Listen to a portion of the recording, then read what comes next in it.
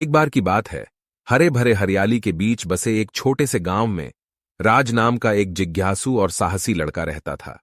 राज हमेशा प्रकृति के अजूबों से मोहित थे और एक उजले दिन रोमांच के लिए अपनी अतृप्त प्यास से प्रेरित होकर राज ने उन चुनौतियों से अनजान जो उसका इंतजार कर रही थीं, पास के जंगल में उद्यम करने का फैसला किया।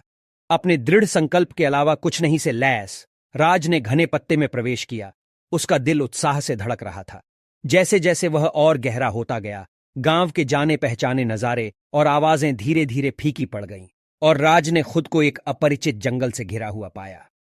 पेड़ उसके ऊपर खड़े थे, उनकी शाखाएं एक घनी छतरी बनाती थीं जो अधिकांश सूर्य के प्रकाश को अवरुद्ध कर देती थीं।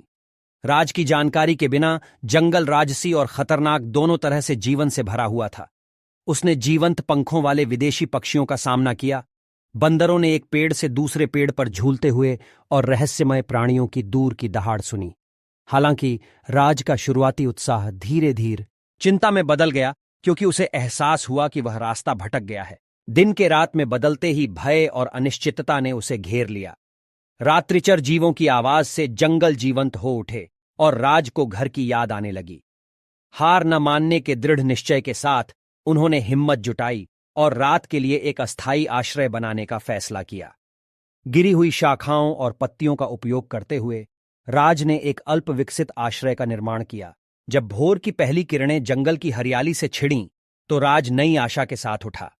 उन्हें उन कहानियों की याद आई जो उनके दादाजी ने ट्रैकिंग की प्राचीन कला के बारे में साझा की थी, और उन्होंने अपने नए ज्ञान का परीक्षण करने का फैसला किया। उन्होंने जानवरों की पटरियों का अनुसरण किया, सभ्यता के संकेतों की तलाश की और उनका मार्गदर्शन करने के लिए अब निश्चय ने उन्हें आगे बढ़ाया। एक दुर्भाग्यपूर्ण दिन, जब वह घनी झाड़ियों से गुजर रहा था, राज को एक जाना पहचाना लैंडमार्क मिल गया।